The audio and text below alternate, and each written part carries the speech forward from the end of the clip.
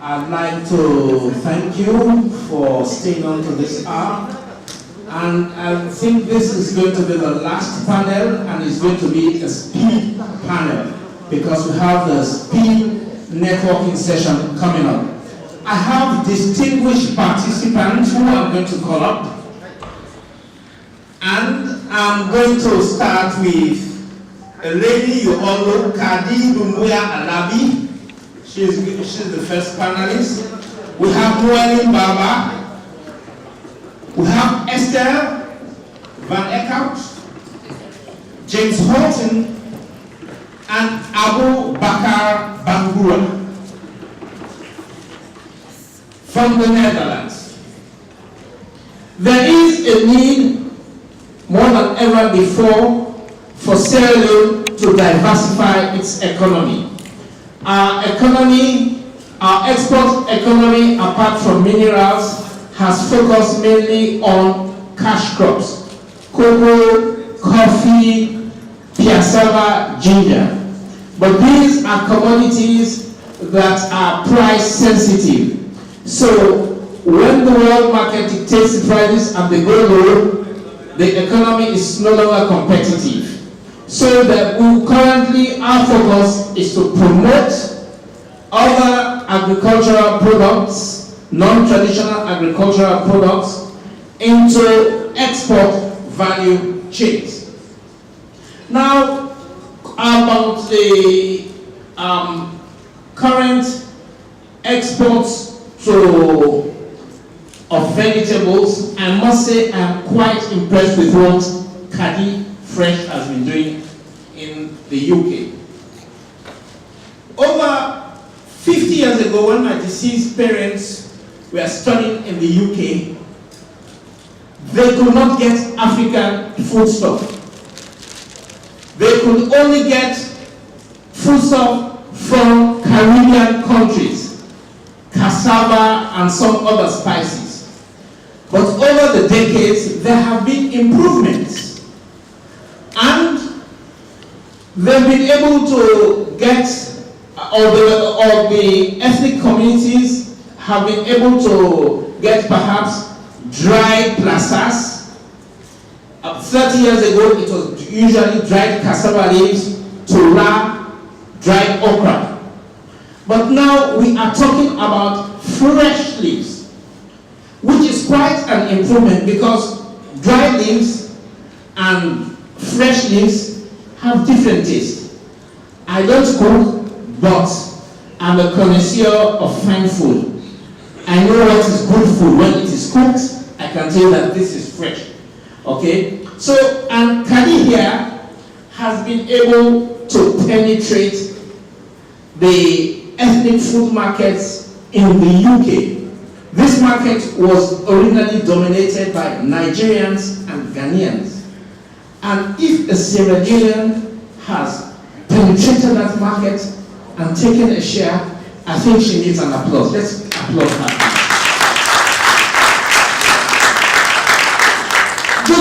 Good. I'm not going to introduce Kadi. I'm going to introduce the other panelists.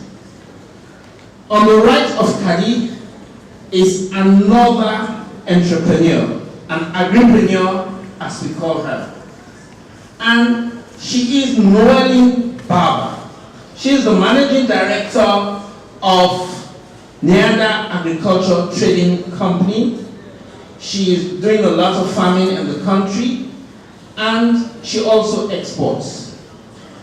And Noelin initiated the idea of the Freetown Farmers Market, which has been, I think it's been suspended for now because of the rains, but it's a novel feature in the Freetown landscape.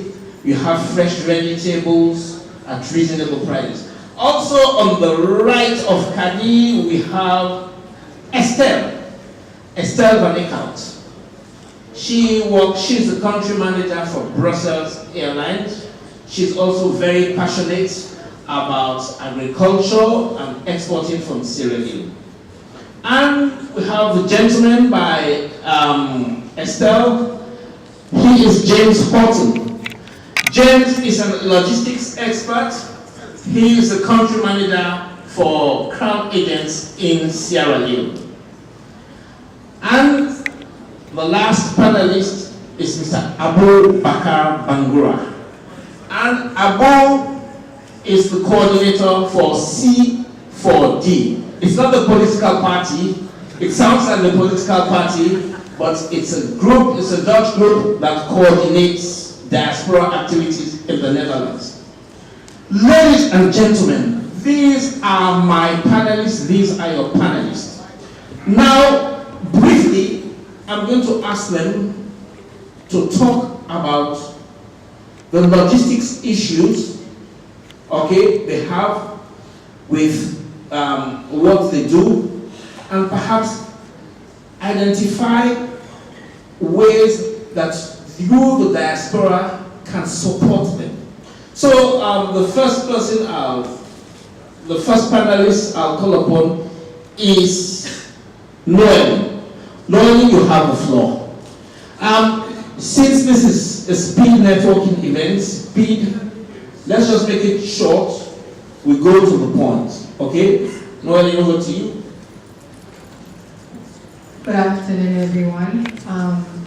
Like Mr. Kawa said, my name is Noelle Baba. I'm the Managing Director of Ananda Agriculture and Trading Company and also Executive Director for the Sierra Leone Farmers Market and an exporter to Belgium.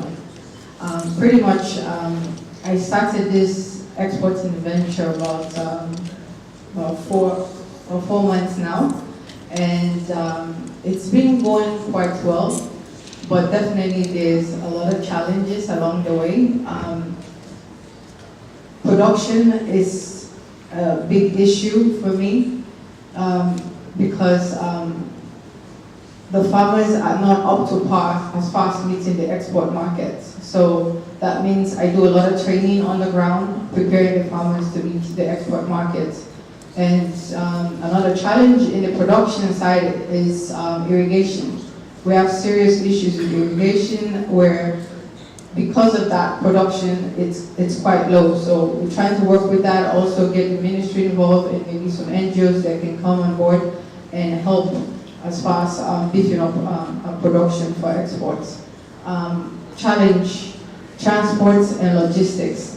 Now, storage is one area that we have a big challenge. We have farmers who are producing, but we don't have strategic areas where we can have cold rooms within the country where we can store the fresh produce and then bring it down to the packing sites. So definitely we're looking to find partners who can help with that as far as having storage in strategic areas in different parts of the country. Logistics, bringing this produce down to the packing sites is another big issue. We don't have any support as far as the farmers group from the ministry. We get promises, but these promises have never been fulfilled. So definitely logistics is a challenge for us, bringing as far as fresh produce down, especially with the climate conditions that we have here. It gets very hot, so it's not really ideal to pull vegetables from Kabbalah to bring it all the way to probably Lunge. So, so we're forced to operate within maybe the Lunge and Freetown perimeters. So, but if we're able to get logistics as far as storage facilities and also storage cold room vehicles to bring the goods down to the packing site, I think that would really help us. Noelle has highlighted two critical elements of the supply chain: transport and logistics. The global supply chain requires an efficient transport system, an efficient logistics system. And perhaps these are terminologies that are new in this part of the world. In order for our exports to be competitive, in order for the country to be competitive, we need efficiency in transport and logistics. So at this time, I'll just call on James Bolton. James, Crown Agents is doing some work on logistics here. Perhaps you may just throw some light into this. transport and logistics issues? Before I go into that, Crown Agents has been supporting the government of Sierra Leone for over 100 years. Most recently, during the Ebola response, when we supplied medicine to every one of the 1,200 public health units across the country, rain or shine. Our structure is one of a limited company, but it has one share, and this is held by a board of trustees. Any profits that we make are reinvested back into development projects, so we consider ourselves not for profit, however, combining the benefits and the commercial acumen of the private sector. The fact that so many of you have come today is a testament to the huge growth potential of Sierra Leone, but it can be a challenging operating environment, as Sheikh alluded to. What James has outlined is that they've invested in a warehouse, and this warehouse can offer perhaps all the features required in cold chains and supply chains. Now you're going to have the opportunity to ask him questions, but for supply chains, and I remember very well when we did the National Export Strategy almost 10 years ago, these were key issues that came up. Traceability, appropriate warehousing that can meet international quality requirements and standards. Now, another critical part of the logistics chain is having quality roads. You need to take your products from one point to another. In the agribusiness sector, the key players are not located in the city. They are located up country. So, do we have the required roads? Do we have the required road infrastructure? Well, my colleague here, Abu, is going to tell us a little bit about their interventions in the logistics sector and how they are going to support the movement of goods and services. Abu, over to you. The CD4D is what we call Connecting Diaspora for Development. It's a Dutch-funded program. It's funded by the Dutch government based on demand from the government of Sierra Leone to ensure that diasporans, highly potential diasporans, are given the opportunity to come home and help build the capacity gaps existing in both education, agriculture, and health sectors. I want to use the opportunity also to congratulate once more our IOM brothers, and of course today is everything about IOM. My presentation here is about the following. I want to just talk on our, indeed, logistics interventions. At the same time, our feeder road program. And lastly, I have some policy recommendations because I've been part of this forum today and I've listened carefully and I want to as well share my views. And let me also thank Chooks and Mr. Mohamed Masali. Chooks has been at the forefront of pursuing and amplifying the role of diasporans in Africa. Thank you very much, Chooks, for your wonderful role. Thank you. Ladies and gentlemen, once more, I live in Holland for the past 20 years. Quite a long time, huh? I am married, I have a Dutch woman, and I have a daughter of 7 years. And you can imagine if you are married to a Dutch woman for 15 years, it tells you that I am quite embedded in the Dutch society. Very complicated society, of course, but I have managed to get myself well positioned in the Dutch society. And of course, in Holland, you have more than 5,000 Sierra Leoneans. And what I miss also in this discussion, it has also to do with the end consumers, because part of the logistics supply chain has to do also with the consumers buying the product themselves. Is that when you put 5,000 together and you connect their children, like what I just said, I have a daughter, and there are also maybe 500 Sierra Leoneans that are married to Dutch people with children, and these, some of us also have networks around us. You will quantify much more, around 20,000 of both we Sierra Leoneans living in Holland and our network. It's a big market. And I'm sure I want to use the opportunity to thank Madam Kadi. She owns a shop in the past, right in one of the popular cities of Sierra Leoneans in Holland. And I'm sure I was also part of the customers, regular customers who goes to buy the cassava leaf and the potato leaf she was talking about. That's one. Secondly, of course, I just want to also hit on our agriculture online program we will be launching very soon. I wanted to show me the next slide before coming to the road program. Part of the problems we face in this country is capacity gaps. Of course, yes, there are huge numbers of diasporans living in Holland. And I want to also make clear that my country, Holland, because I'm part of the two SIM guys, we host the best agricultural university in the world. The best. That's one. Two, in terms of exports of agricultural products, we are the #1. Yeah? Three, in terms of helping diaspora come home and support capacity gaps, we are the first to start a project like CD4D or TRQ in the past. So, in a nutshell, I think we will be working with the Japanese to ensure that we have a very good trilateral relationship between Dutch, Holland, and the Japanese also. I want to see the slides with our online program. Please, just a minute before coming to the road program, if it's possible. If not, then I go there to are not the... many, Okay. I hope. We have launched an online program on agriculture. It has been functional for some time ago, and it has been very successful in this country as we have a number of young entrepreneurs in the agricultural sector that are also part of this program right now. And these programs are powered by diasporans in Holland.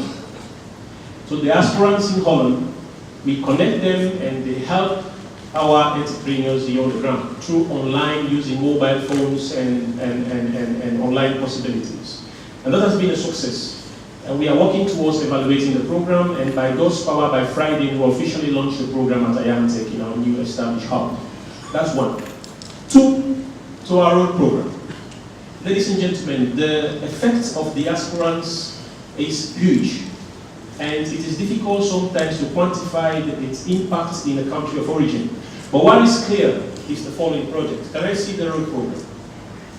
4 years ago, I organized in Holland, because I was serving as the Central Union President of Sierra Leoneans in Holland, more than 5,000 Sierra Leoneans.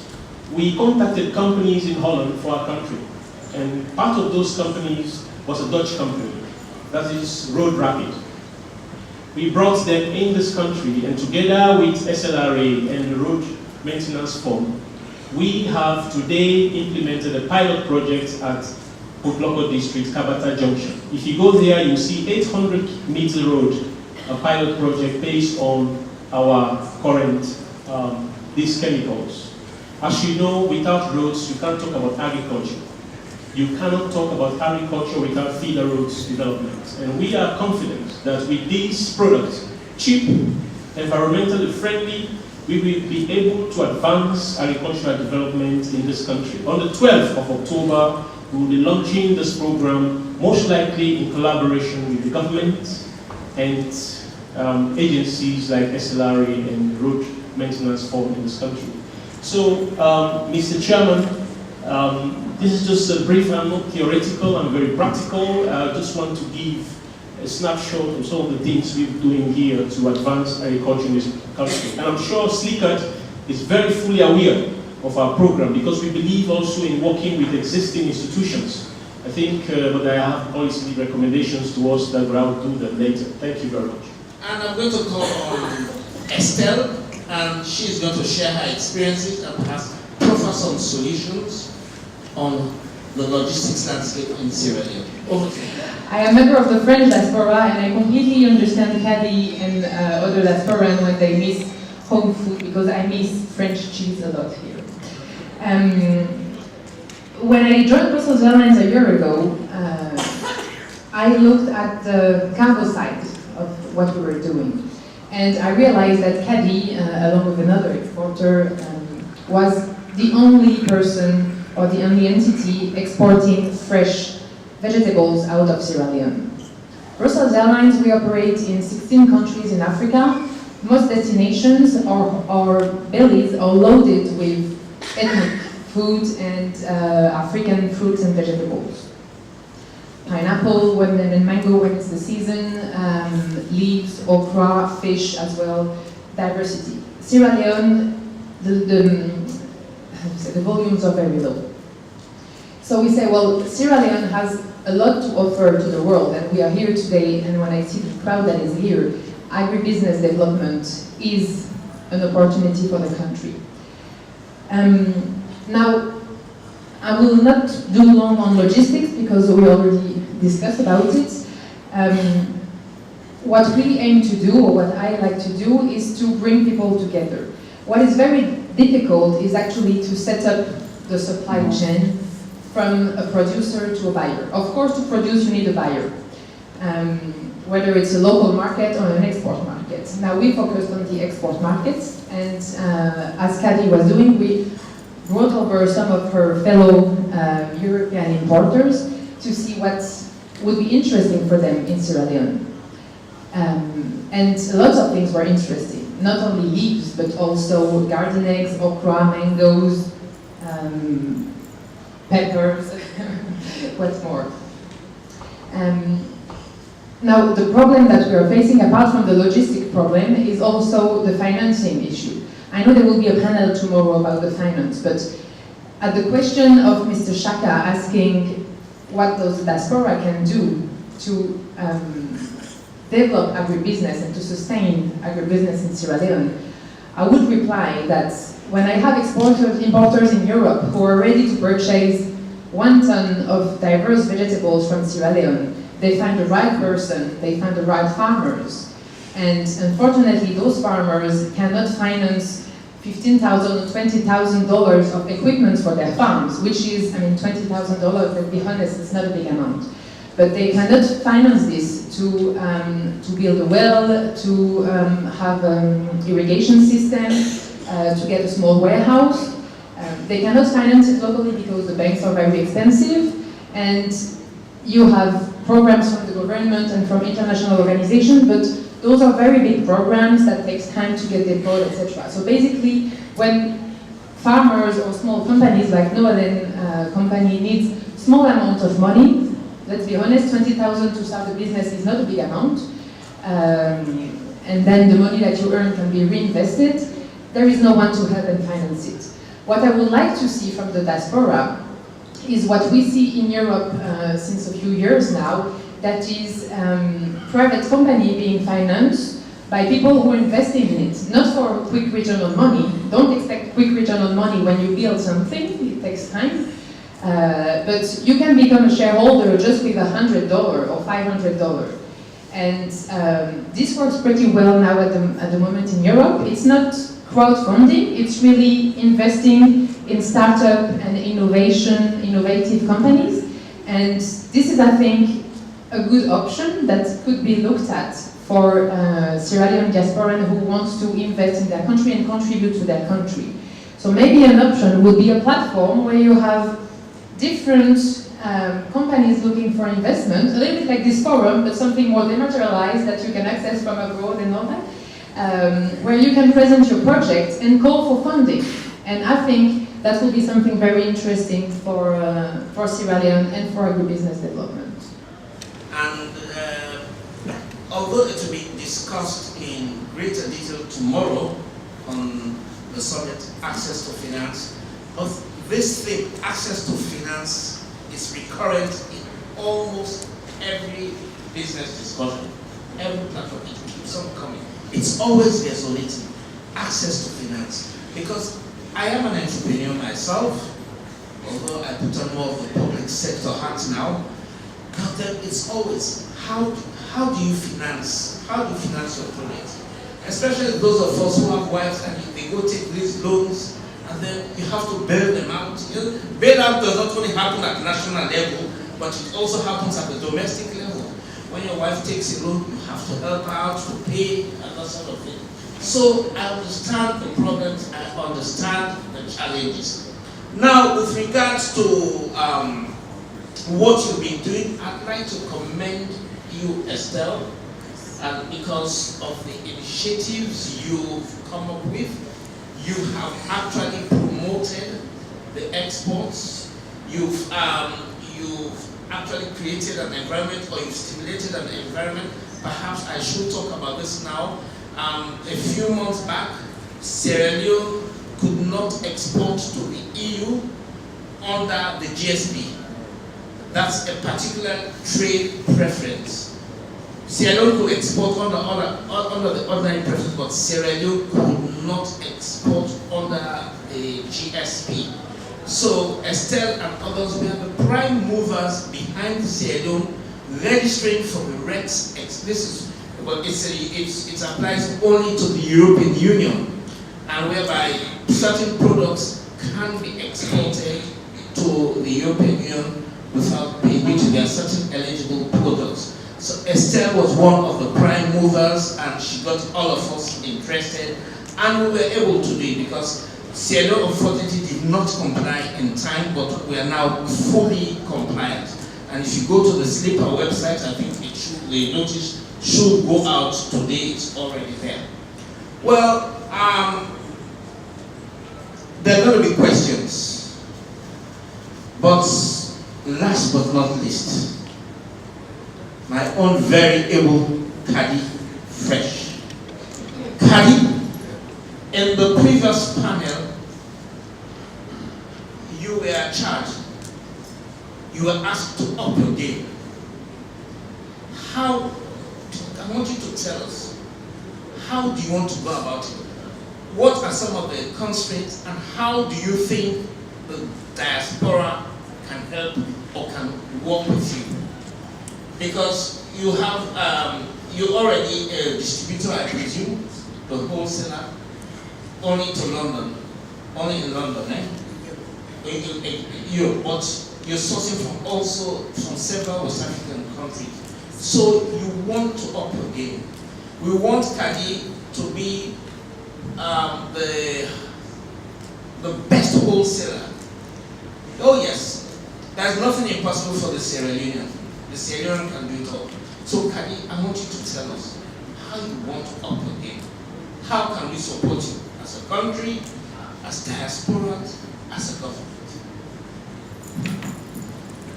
Again, I already said, gave you my 3 points. Initially, how I would like, or we would like to be helped in the diaspora. I want to tell you about our activities at Kadi Fresh. Our activities involve wholesale distribution to the just-in-time market. The just-in-time market is the market where, from the farmer to the shop windows, has to be not more than 30 hours. We do that. We do that from 5 different African countries. And Sierra Leone is the smallest. The smallest, but not the least, because it's the fastest growing within our company. That means the allocation that has been given to Sierra Leone, because it's my country, is high. Because of that, I am very optimistic at this stage of our business. I want to thank the people in the panel, Mr. Mohamed for the roads. I want to thank Crown for what they're doing. I'm very, very excited. I'm very optimistic. I want to thank Madam Noeli for joining me. But the biggest thanks goes to Brussels Airlines. They asked me, they told me, it's not only cassava leaves, we can do other things. I said, find the people who want to do other things. She tried, she organized a whole program. She brought 7 of us from Belgium, France, and the UK. We came along, we had a panel, it was very, very successful. We went to see some farms, we went to see, and a lot of connections are going on there, especially for Ms. Noel. I am inviting other people. If you are a farmer, if you are a grower, or if you have intention of farming seriously, get in touch with us. I don't want everybody to just say, yes, I can do it, and you jump in. I want you to think about it properly, plan it, organize yourself, and come forward. Don't say, oh, I'm coming forward just because they said no, because you know, Califet don't take no nonsense. But come forward because you have your heart in it, and we want to put Sierra Leone on the map. Join in to put Sierra Leone on the map.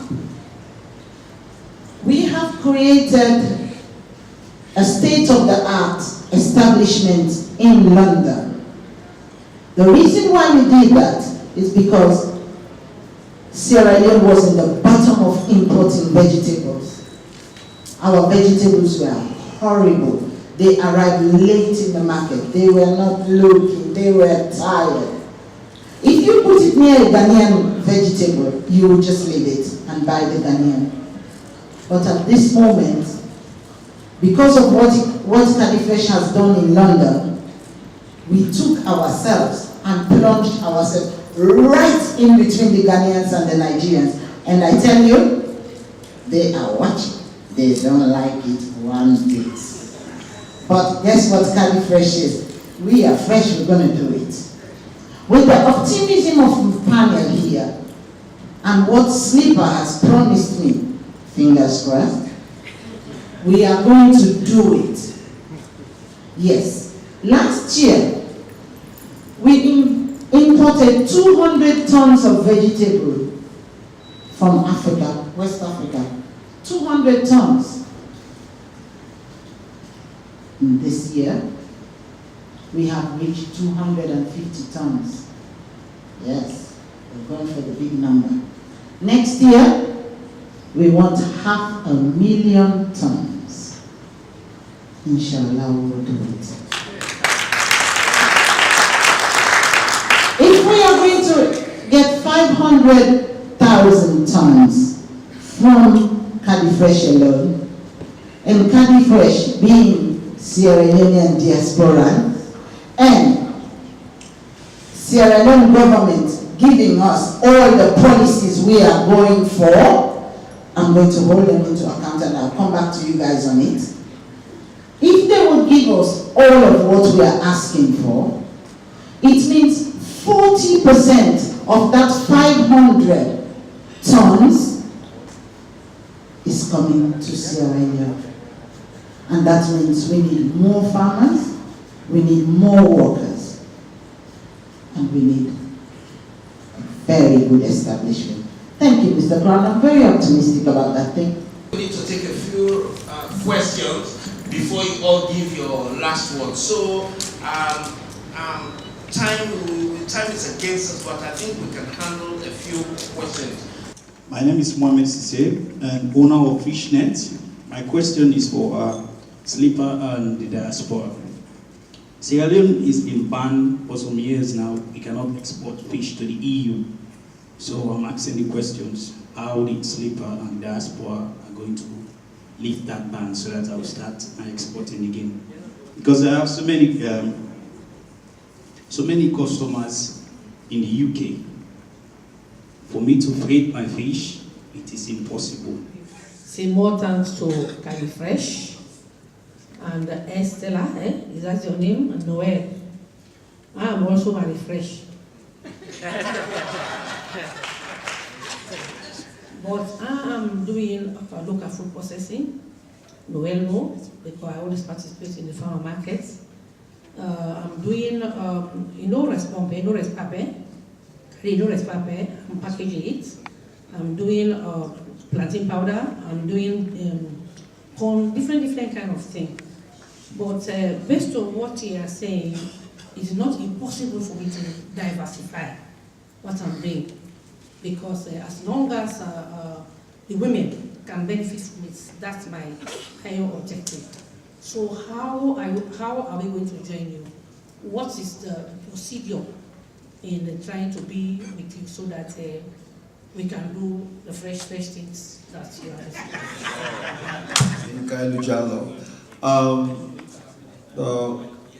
we have people, let me say from Boloko district, even that produces, the farmers can produce all of these vegetables. Two main problems: storage and transportation. If you guys can solve those problems, then you'll be in business. People have the farms, they have the land, they're doing it right now. The problem is they cannot even bring it over to Freetown. By the time they pick up those crops or those veggies, by the time they get them to Freetown, they're all wilted. They fall off. So, storage. You can do the farm, you can produce them, and then if you can store them, and then you help out in transport, you tell us how to transport them or how to store them, they will be in business. Thank you very much. And I'd like to excite the diaspora to invest in these sectors, not only in Potloka district, but all around the country. I believe, Mikado, you are in some form of agribusiness, okay? And perhaps the message that has to go out to agripreneurs is that these services have to be paid for. They are not free of charge. Nobody's going to invest in logistics because there is a need for warehousing, there is a need for specialized transport, but they have to be paid for. It's not going to, because for the agribusiness to succeed, it has to be private sector driven. So it's not like these government projects that come, they set up something, it's free all the way. But I believe since you're going to be here for the next 2 days, you'll have discussions with the one-on-one with the diaspora, particularly those that are on my right hand here, and you can take your discussions further. Now, regarding the export of fish to the EU, this has been the topic for the last 15 years. It is how all of us can get this ban lifted. With the ban, I would not really like to call it a ban, it's just that we will not be able to meet the EU standards and criteria. And over the last 15 years, the bar is being raised. The bar is being raised. So it's like when Sierra Leone makes some amount of progress, because we're slow in getting there, the bar has been raised further. Okay? But I want to assure you that the government is working on it. There are many things that need to be done. And they relate first and foremost to what we call IOM, illegal unregulated fishing, which I think we are complying with now. We're trying to comply. The framework has been set. That is to monitor illegal fishes in our water. You understand it? You look at the catch, is the fish going on in a sustainable manner? Because when you want to export to the EU, they take all of these factors into consideration. Then the issue of quality standards. Fish products from Sierra Leone actually gets into the European Union. But it's taken from here, it goes to Senegal, it goes to other nations that are compliant with EU regulations, and it's exported as fishing products from those countries and not Sierra Leone. So perhaps not because your fish is bad, not because it does not meet the standard, but because the country has not met the necessary standards and documentation. There are so many things involved. Even the quality of water is a factor. But the government is working on it, and only last week we were having a discussion on this. I think that's one of the directions the new government is going to move into quickly. I won't say it's going to happen this year. I won't say it's going to happen next year, but it is going to happen, and the government is going to work on it. Now, there was another question, and I think Kari Fresh will attempt to answer that question. Yeah. She wanted to know how you can be part of Fresh International. Cadifresh is registered in Sierra Leone as Cadifresh International. So if you are interested, Marie Fresh. Yes, Marie Fresh. You can always contact us, and we have local people. I have my saucer, Mrs. Salima Sise. She's always ready to deal with people. She always talks and works with people. And I want to also answer, there was a gentleman who asked a question about logistics. Yeah, logistics, storage and transportation. You have to understand one thing.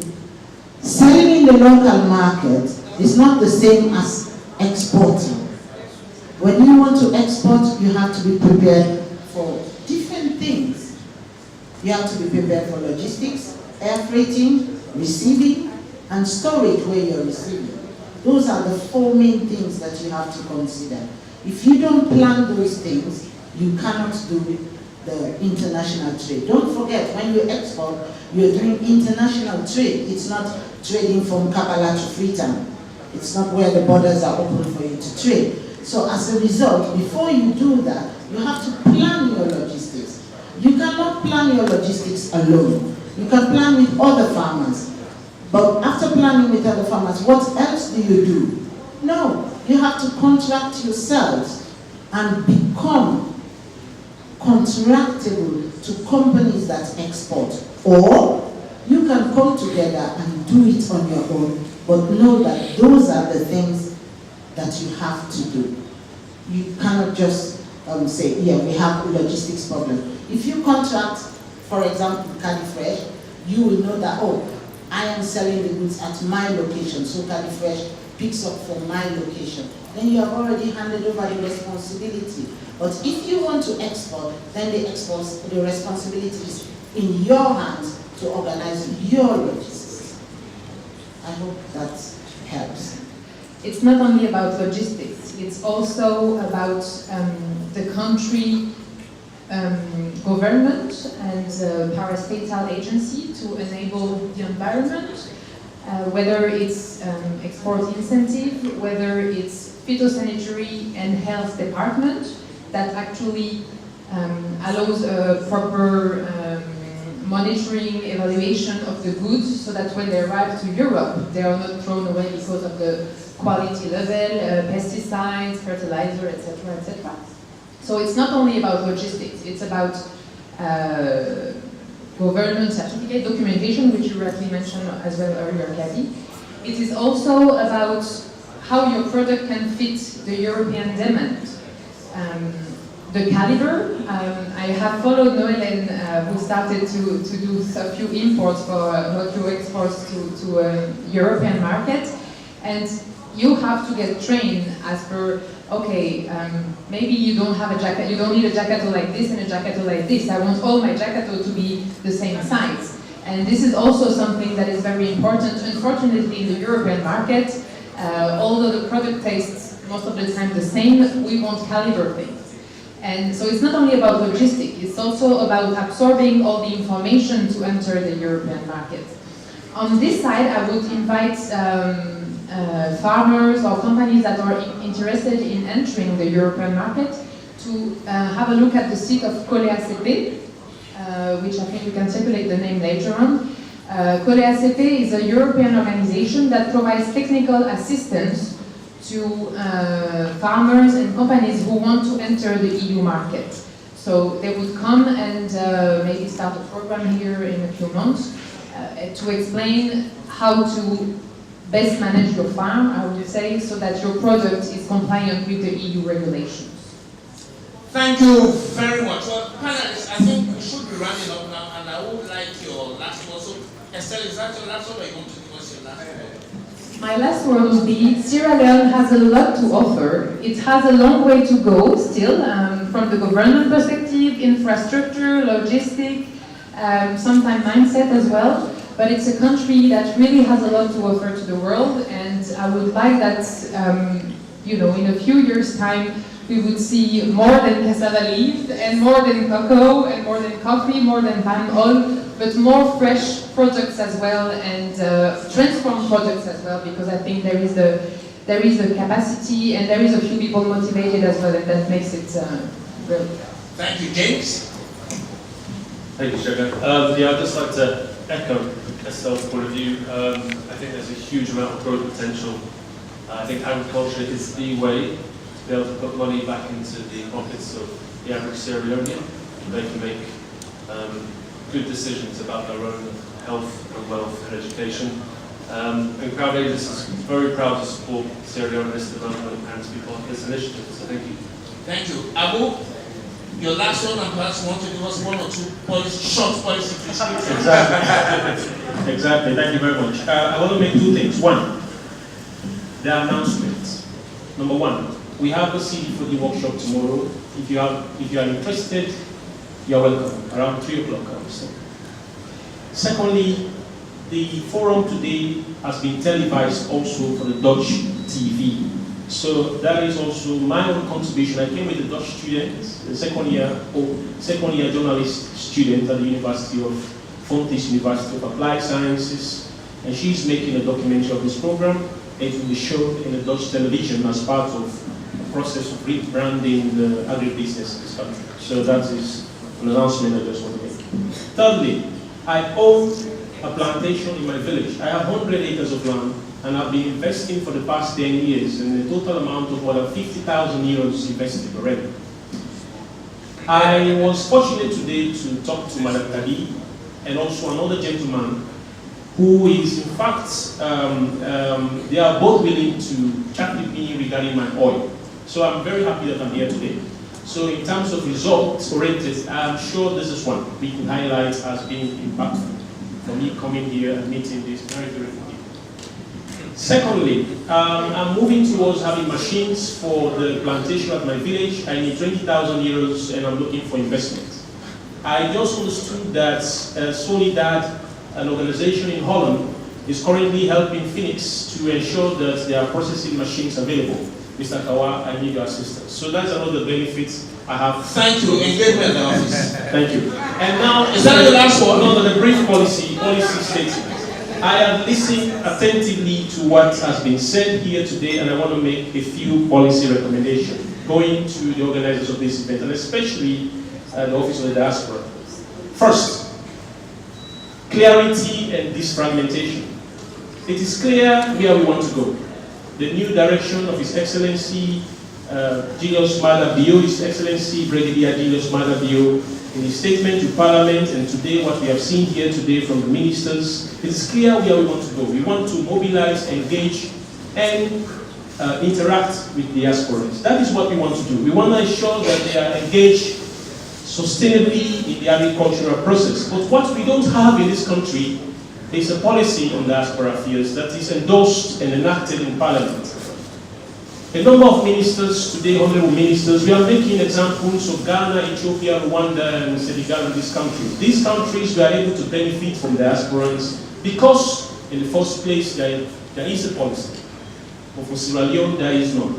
And we have championed that, but it has not worked. I want to use this forum to appeal to ODA, our entry, and the IOM, and to all of you, to work towards having a diaspora policy in this country, because it set the framework for engaging diasporans in amplifying the development of this country, without which, zero. That is just fragmenting. We'll keep talking here, but the effect will be less. Secondly, finance. The Honorable Minister for Political Affairs was talking about he wants to see that there are policy recommendations towards financing agribusiness programs in this country. I want to give a number of suggestions. In Mexico, for instance, there is what I call... Please, we are short of time. Sure, very short. Very short. Just write them out and we can... Very short, very short. To the organizers. Very short. The diaspora bond. In some of these countries, we have diaspora bonds existing, but in Sierra Leone, there is none. I remember Chooks is working towards that, and I hope the new government will take that into consideration. The third one is about the value chain. And I'm sure there are things that we have indicated here, packaging, logistics, and those sort of things. I think if we could organize business cases around these areas and sell to diasporans, I am sure they will be willing to invest in these areas.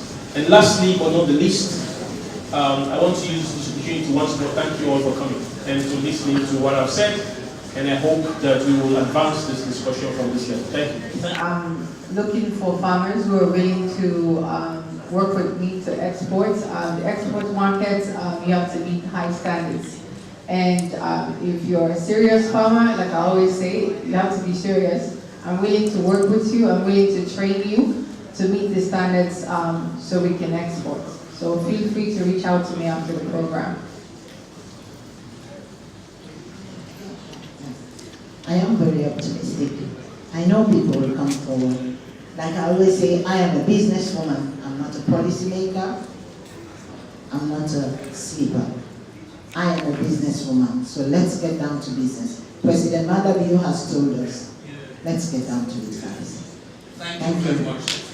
Distinguished panelists, on behalf of the organizers, I'd like to thank you for your participation in this panel. I think the discussions have been lively and quite exciting.